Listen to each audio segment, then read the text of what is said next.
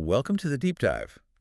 Today we're looking into something really fascinating, ancient wisdom, that actually gives us a pretty practical roadmap for success. And maybe just as importantly, how to avoid some common, well, pitfalls in life. Exactly. Our source material for this deep dive is called the Parābhavasutta. It's an old discourse from the Buddhist tradition, specifically from the Sutta Nipata, hmm and it details this amazing conversation between a radiant deity and the Buddha, who's called Bhagava in the text. Yeah, and you have to picture the scene. It's night, they're in Jetavana Savatthi, this well-known ancient grove. And this deity comes up to the Buddha with a really direct question. Okay. Basically, what leads to decline? What are the gateways to ruin? Well, straight to the point. Totally. And that question really sets our mission for this deep dive. We're going to unpack the Buddha's answers and pull out insights that, you can actually use. Right, because this isn't just like ancient history for its own sake. The idea is to find practical wisdom here. Stuff that can help you navigate your own life, avoid those traps, and, well, hopefully live a more fulfilling life. Mm-hmm. Okay, so where does the Buddha start? Yeah. He answers the deity with this list, right? 12 gateways to decline. 12 causes of ruin. Let's walk through them. What's the very first one? So the first one is about our relationship with Dhamma.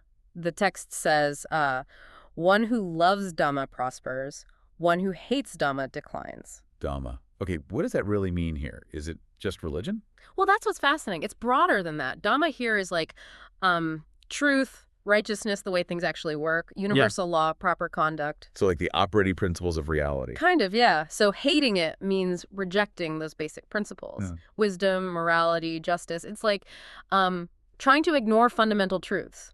It sets you up for failure down the line because your whole approach is sort of skewed. It's foundational. That makes sense. It's the starting point. What's next after our approach to truth? Next, he points to who we hang out with, the company we keep. Oh, okay. The text says, to prefer the bad and not to cherish the good. Right. Our environment, our friends. Exactly. It's about that influence.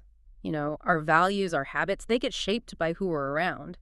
If you consistently choose people who, well, embody negative traits or actions, It pulls you down too. it inevitably does. It's maybe subtle sometimes, but it's a drift towards decline. Okay, so internal principles, external company. Mm. What's the third gateway? This one sounds a bit more personal. Yeah, this one describes someone who is sleepy, fond of company, meaning like idle chatter, not productive socializing, Yeah. unenergetic, lazy, and easily angered. That sounds like, well, just being human sometimes, right? Hmm. A bit lazy, a bit grumpy. Why is that a gateway to decline? That's a really good question, because individually maybe they seem minor, but the Buddha is pointing to the cluster of these things. Ah, how they work together. Exactly. It's a kind of feedback loop. The idleness and pointless socializing mean you miss opportunities. The lack of energy means you can't act on them anyway. And then the anger. Poisons relationship. Right. Which you also need for support and well-being. So it's the combination that leads to stagnation, Right. lost potential. I see. It's the whole pattern. Okay, number 4 feels very direct. Mm-hmm. One who, being able, does not support aged parents who are past their prime. Yeah, this one's pretty universal, isn't it? Filial piety, caring for elders. It's seen in so many cultures. For Neglecting this duty, especially if you actually have the means to help, is seen as a really deep moral and social failing. It goes against basic compassion, basic responsibility. It suggests a kind of core selfishness. undermines the family structure too, I imagine. Definitely. And your own humanity, in a way. Okay, what's the 5th gateway? This one deals with deceit, honesty. Okay. Specifically, it targets lying to Brahmins, recluses, or beggars. Basically, spiritual seekers or vulnerable people, to deceive them with lies. Why those groups specifically? Well, it highlights the corrosive nature of lying, especially when it exploits trust or vulnerability. Lying to someone seeking guidance or someone who's already struggling. It's particularly damaging. Exactly. It doesn't just hurt them, it destroys your own integrity. Your reputation, sure, but also your own self-respect. You become unreliable. Okay, number 6. This one seems to be about wealth. Yes. It describes a person with abundant wealth, gold, and food, who eats delicacies alone. Ah, the hoarder, keeping it all for yourself. Right. It's pointing to a real lack of generosity, compassion. It's not just about the money itself, but the attitude towards it and towards the community. So hoarding isn't just about finances, it's spiritual decline too. That's the implication. It isolates you. It cuts you off from that connection that comes with sharing and contributing. Real prosperity seems linked to generosity here. Okay, number 7. Arrogance. Mm-hmm. pride. Specifically, arrogance based on your birth, wealth, or clan, which leads you to despise relatives. So looking down on your own family because you think you're better. Yeah, that kind of status consciousness. You, Hubris. The danger here is that it cuts you off from genuine connection. right, it isolates you. Totally. It can break down those family and community ties that are actually really important support systems. Pride builds walls. Okay, number 8 is, well, pretty classic, addiction. Yep. The text warns against addictions to women, meaning excessive sexual indulgence, liquor, or gambling. Things that destroy wealth. Exactly. It says these lead to the destruction of whatever wealth has been acquired. These are behaviors everyone recognizes can lead straight to ruin. Financial ruin, health problems. Social disgrace, it's a direct path. Very clear warning. Number 9 touches on relationships again. Marital integrity. Right. It describes one who is discontent with one's own spouse and is seen pursuing prostitutes or others' wives. Infidelity, basically. Essentially, yes. It's about the breakdown of trust and commitment in your primary relationship. And the fallout from that. Huge ripple effects. Personal well-being, family stability, reputation. It's a major source of emotional and social decline. Okay, number 10 is really specific, almost like a little story. It is, isn't it? An old man who brings home a young wife and then cannot sleep due to jealousy. So it's not just about the age gap itself. I don't think so. It seems more about, well, the wisdom of the decision and the consequences for your own inner peace. Ah, the jealousy part. Exactly. It points to attachment, insecurity, making choices maybe out of desire or status without thinking about the real impact on your own tranquility. Your quality of life declines because you're tormented internally. That's a subtle one. Okay, number 11.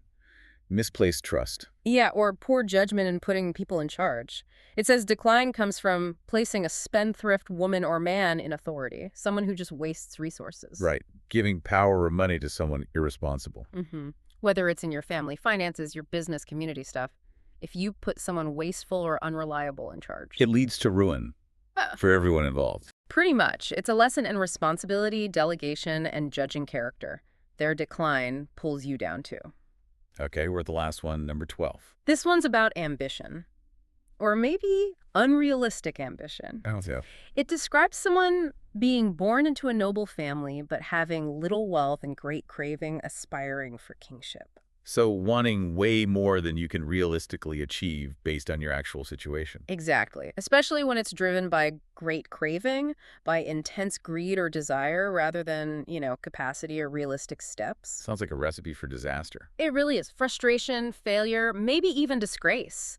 It's a warning about self-awareness, understanding your actual position and aiming for things appropriately, not just chasing impossible dreams fueled by wanting. Wow. Okay, so that's the 12. From our inner state to who we hang with, family, honesty, wealth, pride, addiction, relationships, judgment, ambition. It covers a lot of ground, doesn't it? It really does. So wrapping this up, what's the big takeaway for us today? We've gone through these 12 gateways. Well, I think what's striking is how timeless they are. These aren't just about, huge dramatic failures.